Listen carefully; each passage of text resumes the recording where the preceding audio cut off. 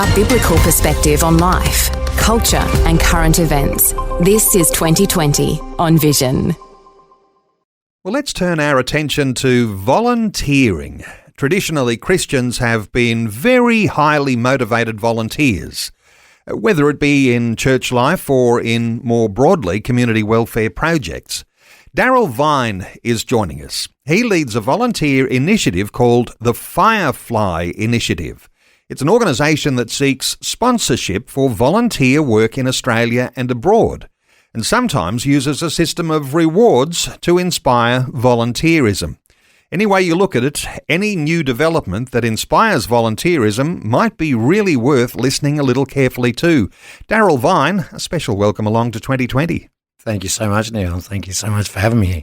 You know, it attracts my attention, Darryl, when you start to talk about igniting the future of volunteering, because all of us will know there are less volunteers working because there are more people in the workplace. Give us your thoughts here about igniting the future.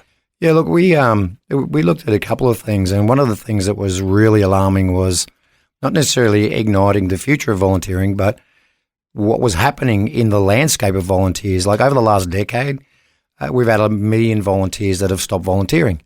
So when we looked at that problem, being both young country lads, that we grew up in the country and the community was all about that and everyone helped, what is the issue? Like you said, rightfully, our economic times creates pressure. The volunteer time that we have, or surplus time, sometimes isn't as available as what we need to use to actually earn an income and maintain our life. So what we looked at was how do we actually serve both? How do we create an environment by which the volunteers are first and foremost recognised for the awesome individuals that they are, and that they are acknowledged for the good that they do. One of the things that we don't realise as well is, about 90% of the volunteers never have first-hand engagement with the people they serve. They do this thing for the benefit of those people without meeting them. So, and that's really undervalued and it's really not acknowledged. So we wanted to create a platform for anyone that's thinking about an opportunity to serve and to help, that one, that they're recognised for those contributions. Two, that we create an opportunity that if by rewarding them with the participation of our sponsors and all our social impact brand sponsors, they want to say thank you to the community as well. So if we can reward them with those things that maybe ease their financial burden a little bit. I mean, volunteers never get paid. They never want to get paid, and they do all things for the right reasons. But if there's that little token that then says, hey, I see you, we appreciate what you do, and if a movie ticket or a Subway or, a shopping voucher to help with some groceries eases some of that burden, that we think there's a really good way. The other thing too is we look at the next generation. We've got a lot of volunteers. We'll get on to the next generation. Stay with volunteers for a few moments here, because as you say, there's two sorts of volunteers, the ones who might be on the front line and they do get some recognition, but those who are behind the scenes, and there's a certain selflessness that we might see in volunteering. And I'm interested in your perspective. Is part of this million shortfall of volunteers, is some of that because we're becoming a little more selfish and more focused on the things that we want to do and less focused on those who are in need in our communities, do you think? Yeah, look, if I can be 100% honest, I think that culturally we have lost some of those ingrained moral and ethical values that we have in community. There is a lot of us that don't even know our neighbours anymore. So when you think about how do I give my time to people that I don't know, there is those good people out there, and we have lots of good people that see that what we call the intrinsic value, that I do it because I feel good. I do it because I have value. And one of the things that we look at in that igniting the future is to try and change some of that in the younger generation to understand that giving first is good and getting is a result of what you give rather than what's in it for me. There's one organisation you might even be familiar with called Neighbour, and they're actually quantifying the economic value that church volunteerism brings to communities, and they're putting a dollar figure on that. Sure. Interested in your thoughts here, because governments and business can't replace the contribution that volunteers make. It's a good thing to be able to recognise just what it's worth, and sometimes unless you put a quantity on there, it's hard to actually say this is what that volunteerism's worth. But in some sense, it's so valuable to the community as just saying governments and business can't replace it. It's the fibre that holds the community together, the economic value of volunteering. What we don't realise is that when you talk about industry sectors, volunteering is 4 times larger than any other industry sector in Australia. The next biggest one is mining and agriculture, which has about 1.3 million participants. Volunteering is about 5.9 million. So it's not hard to see that the economic crisis that would happen if we didn't have volunteers. No government in the world can support the economy without volunteers. Organisations could not support the economy. And just as a real practical example, without volunteering, I'll give you an example. A local tennis club that costs you $360 a year as a member to send our kids along to play tennis. Without volunteering, that membership would be $3,600 a year, which means I couldn't send my kids, which means that tennis club is forced into closure. So one of the things that you mentioned just then, and the vitality of our Christian and church community who have the impetus to serve, we've lost some of that, and society is not regarding that with the same degree of importance as it once had, which is a shame. So we're trying to swing that pendulum around as well. I'm assuming your initiative goes beyond just people serving in church volunteerism. So Firefly, the initiative, and I've got a few notes here that there's 5 major challenges that face the sector. That's retention, recruitment, recognition, rewards, and raising funds. Yes. So take us into what your Firefly initiative does to enhance our view of volunteers. Sure. So first and foremost, what we did is we went, there's a need to be able to understand what the volunteering community does. We've got some great institutional volunteer areas like Volunteer Australia, the Sports Council of Australia. When we first looked, Neil, the biggest disparity was the actual data, that we have no real concise information of how many hours a volunteer does, who does it, why do they do it. So number one was to give organisations the opportunity to collect the data. So we built an app that then simply lets the volunteer record their time and the function for that time. And that's one thing. What we did then was saying, how do we now use that? There was a big mission about 4 to 5 years ago with the introduction of ESG, the environmental social governance. The environmental part, pretty easy to understand. We have carbon emissions, we have global warming. The social part of that is how do you measure social impact? And we thought there was no better way and no bigger audience. And with a global audience of 956 million volunteers, it was pretty easy to align social impact with the activity they do. So we went, how do we get sponsors now to contribute to the social impact that they need to? Okay, let's talk about how this recognition works. Sure. Because when you start to say sponsors and sponsors being part of the recognition, there'll be people who are interested in this right now listening to our conversation. How does this new app work to the benefit of the person who's volunteering, the organisation that they volunteer for, and then sponsors who might see real value in that? Yeah, well, they say our greatest asset is time.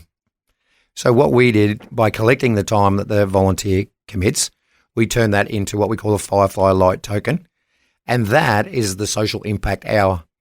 Now, when we look at small business and we look at major corporate brands, they are continually advertising and promoting their goods and services to the community for the purpose of engaging new customers. So we said, who is better than a volunteer as a customer? So we introduced a marketplace where local businesses and national brands can make an offer to volunteers to say thank you. That Firefly Light token now becomes the currency. So a volunteer doing what they do naturally, which is doing good for other people, record that time, and then they can go to a national brand or a local sponsor who wants to say thank you and say, I can redeem my time for my subway. I can redeem my time for my cinema tickets. So instead of more cash coming out of their pocket, and volunteers contribute a lot of cash, in doing what they do. So instead of more coming out, we create that. On the other side of that, we've got the social impact process. A lot of organisations struggle on a day-to-day basis of continually raising funds for their organisation. So we did the same thing. We said, your organisation has volunteers commit time, and national brands, AGL, BDO Bank, are contributing to social enterprise, to volunteer organisations. So we just said, how about we create an environment by which organisations can receive those same tokens and exchange them for sponsors' contribution.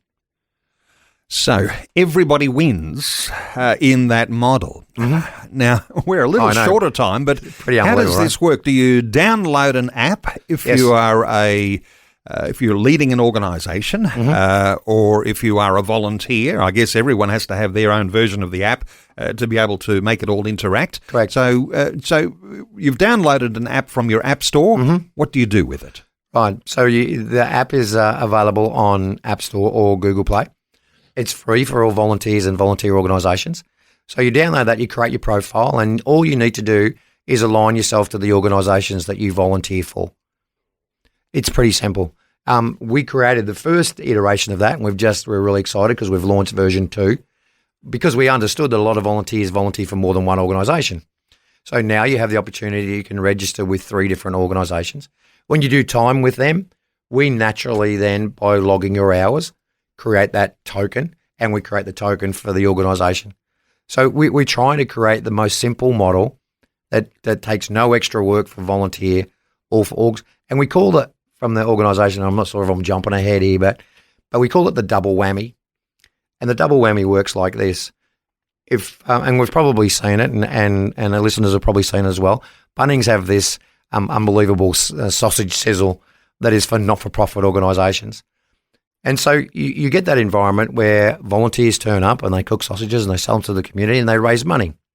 And we say, what about the hours of the volunteer that's contributed to cooking the sausages? So our double whammy is that you record the time that you're at the sausage sizzle cooking sausages, and then you redeem that time for sponsors' contribution as well. Okay.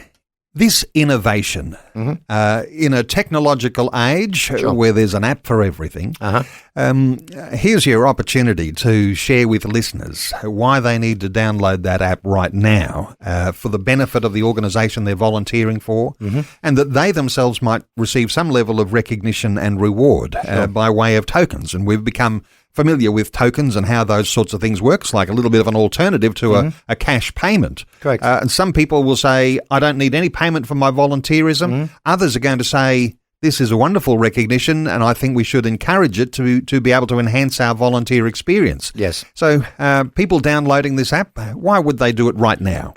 Look, the simple answer and the one thing is, if you volunteer anyway. You can volunteer without Firefly, and the community and your organisation will appreciate your time. You can volunteer with Firefly, and the only addition to that is recording your hours. So if there is an opportunity that you can contribute your time to help raise funds with the organisation, one, why wouldn't you do it? If there is no extra burden to you, and if the upside at the end of the day is that you might receive a benefit, and it's simple things too, and sometimes the volunteer just wants that little simple recognition. We had one organisation, their volunteers who use the app, they've now been able to exchange that for a pizza party. So they've got one of our sponsors, they're going to do $200 worth of pizzas for their little community group to come together and say thank you for what they've done. Now, that doesn't sound like a lot, but it's just that little bit of appreciation. So if you're going to do it anyway, do it with the app. And that benefits you and the organisation that you're supporting. A little bit of appreciation goes a long way for people who make that self-sacrifice to become a volunteer for the organisation that you're working with. Yeah. When you describe it like win-win-win, I think that's a very powerful initiative. For listeners to connect with Darryl Vine, who leads this volunteer initiative called the Firefly Initiative, fireflyinitiative.xyz. Correct. That's the best way for people to connect with you, Darryl.